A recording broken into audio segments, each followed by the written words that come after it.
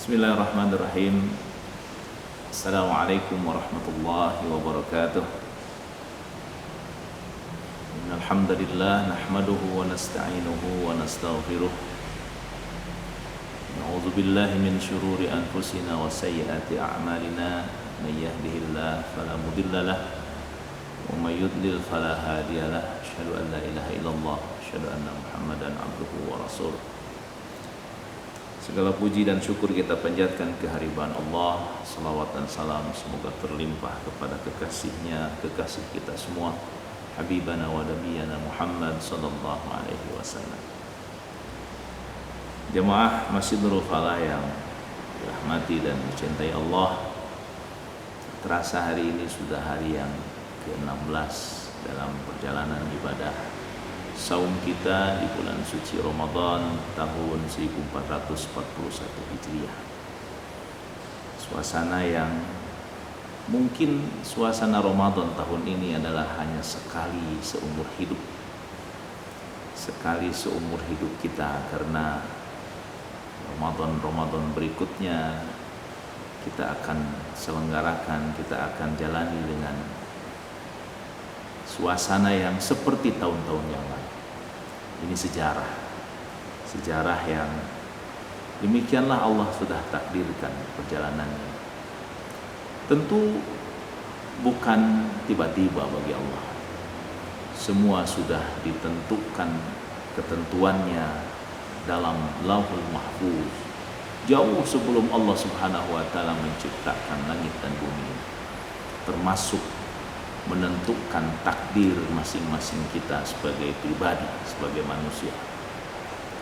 Dalam sebuah hadis Rasulullah SAW menyampaikan bahwa Allah mencatat, menentukan takdir kehidupan manusia, semua makhluknya, bahkan alam semesta raya ini, jauh sebelum Allah menciptakan langit dan bumi ini 5.000 tahun.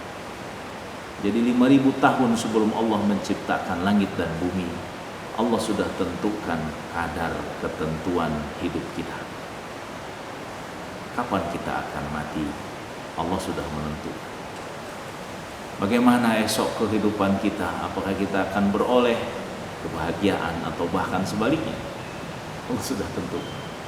Di mana rezeki kita, Allah juga sudah tentukan. Jadi ini suasana Ramadan yang sangat spesial. Jamaah Nurul Falah rahimakumullah, ini dalam rangkaian program Ramadan tahun 1441 Hijriah di masjid yang kita cintai di Nurul Falah ini. Saya ingin menyampaikan, mudah-mudahan ini menjadi inspirasi dan pengingat kita semua tentang tingkatan-tingkatan insan kamil. Artinya tingkatan manusia yang sempurna dalam pandangan Allah Ta'ala. Jamaah sekalian, paling tidak ada 5 tingkatan yang boleh dibilang adalah titian yang harus ditempuh oleh seorang kalau ingin menjadi insan kamil. Yang pertama, menjadi insan kamil, dia harus seorang muslim. Siapa orang muslim? Dialah orang yang pasrah diri sesuai dengan kata dasarnya salim, aslam, sulam. Dalam kajian Islam, kajian dasar-dasar tentang Islam, kita tahu bagaimana ta'rif atau mana dari seorang muslim. Dia orang yang menerima aslam, dia orang yang damai, menerima ketentuan-ketentuan Allah. Nabi SAW bersabda, siapakah orang muslim itu? An tashhada an la ilaha illallah wa anna Muhammadar Rasulullah wa iqamis salah wa ita'iz zakat wa hijjul baiti man istata'a ilaihi sabila. Seorang muslim, seorang yang mengaku dia seorang yang berserah diri kepada Allah dengan melaksanakan apa yang kita kenal dengan sebutan rukun Islam. Tingkatan yang pertama. Tingkatan yang kedua, setelah menjadi muslim, apakah dia otomatis menjadi seorang mukmin? Belum tentu. Tingkatan yang kedua adalah dia harus menjadi seorang yang mukmin. Artinya orang yang meyakini, orang yang bukan hanya mengaku tetapi meyakini kebenaran ajaran ini. Apa yang kita sebut dengan rukun iman, itulah hal-hal yang wajib kita imani, wajib kita yakini, wajib kita percayai sepenuh hati, seisi jiwa kita. Menjadi seorang mukmin adalah step kedua menuju insan kamil. Tidak mudah untuk menjadi orang mukmin. Tidak semuanya orang muslim adalah orang mukmin, tetapi setiap mukmin sudah dipastikan dia adalah orang yang muslim. Yang ketiga, step berikutnya menjadi insan kamil adalah dia harus menjadi orang yang muhsin, orang yang baik. Siapakah muhsin itu? Nabi memberikan ta'rif, al-muhsin an ta'budallaha ka'annaka tarahu fa innahu yarak. Orang yang beribadah kepada Allah dengan sebaik-baiknya, seolah-olah dia beribadah kepada Allah, dia sedang berhadapan dengan Allah Zat Rabbul Alamin. Ketika dia sholat, apa yang dia pandang? Di depannya ada Allah.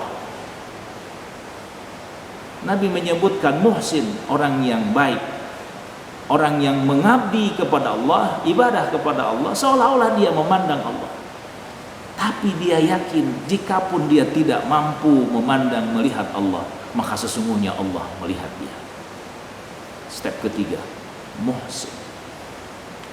Step keempatnya adalah mukhlis. Ini jauh lebih luar biasa lagi. Menjadi orang yang ikhlas. Orang yang ikhlas itu tidak gampang, jemaah sekalian. Dan ini perlu elaborasi. Bagaimana menjadikan diri kita menjadi orang yang ikhlas. Harus kita dalami. Bagaimanapun kita, tetap keikhlasan ini yang harus kita jaga. Ikhlas, apakah kita harus memberikan derma kepada orang lain tanpa dilihat oleh orang lain? Tidak mesti. Itu yang keempat. Dan yang kelima, inilah tujuan dari semua ibadah yang kita lakukan. Tujuan dari semua ibadah yang kita lakukan, termasuk ibadah saum, tujukan untuk menjadi orang yang muttaqi, orang yang takwa.